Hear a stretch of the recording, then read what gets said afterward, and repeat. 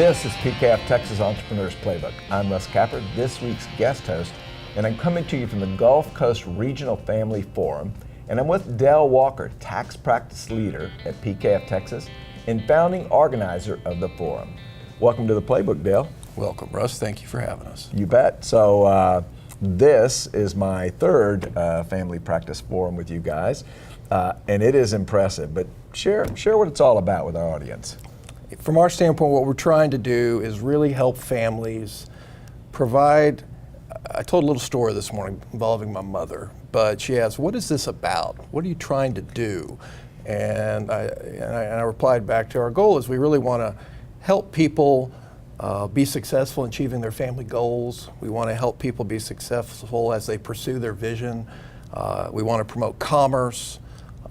We want to enable people to learn from one another, kind of create a community, and we want to have a little bit of fun from that standpoint. And we think the way to do this is, while we are Gulf Coast centric in Houston, we think that part of this is we have something to learn from those around the country and outside the borders of our country, and I think they have things to learn from us. And so we try to create an environment, a community where people come together of like-mindedness, share best practices, learn from one another, and hopefully walk away feeling enriched and a little more empowered than when they joined us in the morning. So. Okay, cool. So you have an audience of quite a few family business leaders, as well as quite a few family business consultants and advisors, right.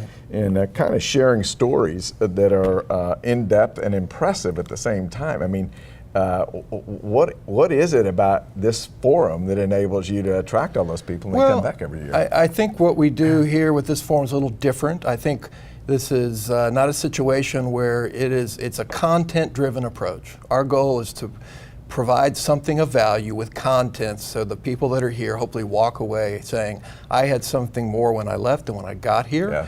And we create an environment of trust and transparency. We have an environment with people that are prospective clients. For a lot of us that are organizers, you have to treat that with a certain level of care and decorum, and basically earn trust. And I think this is now our third year, we've earned that trust, and I think they realize we can come here, we can learn from one another, we can still promote commerce, but not feel like, oh, I'm worried about being overly solicited or things of that nature. And I believe our participants feel that, and because of it, they reciprocate back in terms of what they share with us and the participants and what they help us accomplish, because it really has taken a village to put this together. While, I sit here with you and I call it credit as a co-founder of this event, there are so many people that have helped contribute to bringing all these great speakers.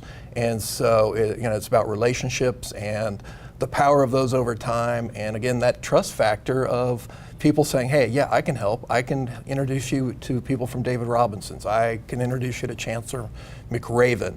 I can introduce you people with the Navy SEALs. And so it's not just one person. It'd be wonderful if I was that much of a Superman or Superwoman and that much of a narcissist, but this is really a collection of a village that makes this all come together and happen. I'm just kind of the ringmaster, I guess, from that standpoint. Well, but you deserve congratulations for that. Thank you. Because the way you described it is accurate. It's not like it's kind of like a high-level networking thing, but you don't see a lot of, you don't see any kind of sales calls in it, which is sort of interesting. No. I mean, we recognize our organizer firms. Right. I mean, they're on the materials that come out. They're out in the foyer. They're in the brochure. They're on the tables. But people kind of know this is a function of my relationships and my co-founder, Bill Rankin.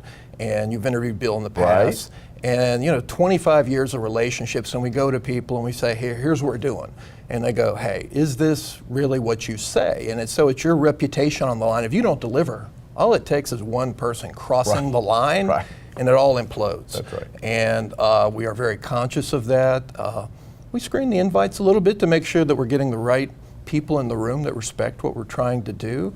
And we're also very cognizant of who joins our organizer group, because again, everybody that comes in changes the culture, and we always want it to be for better versus the alternative. And so we put a lot of thought and effort into that, and you see the ripple effects of that. And we also have some family members that are phenomenal, that are some of the names that you've seen speak today, Houston, around the country. Their willingness to come in and be transparent and share with others their experiences. It's very powerful.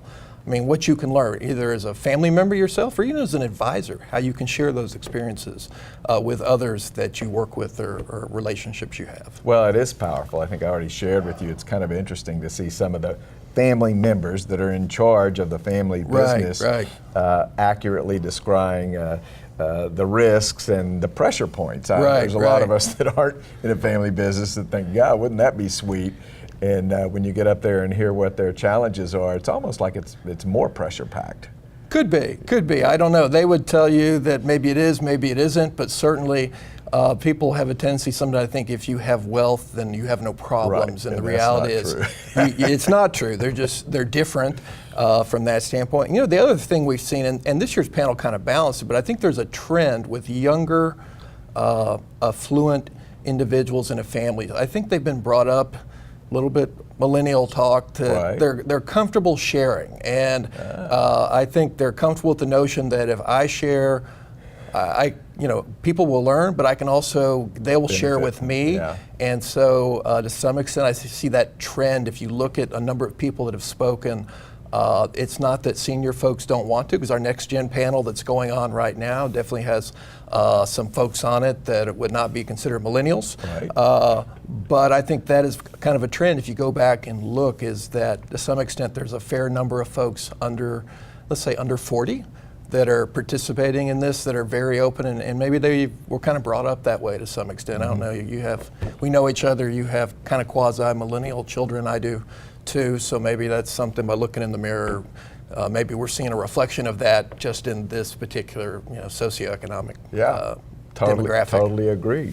It's also interesting the topics covered. It's kind of extraordinary time. The geopolitical thing seems to be in turmoil. The technology thing seems to be a little bit scary now, like it might be taking over more from the economy than we wanted it to. And there's just a lot of issues now, and they don't seem to shy away from them at this event at all. No, and I think it's good. I think Houstonians are kind of known for being open and honest and transparent people, and people, I think, familiar with Houston outside our great city kind of know that, and they come here. And so this event, I've been to others around the country, has a very different feel because people aren't as guarded like this.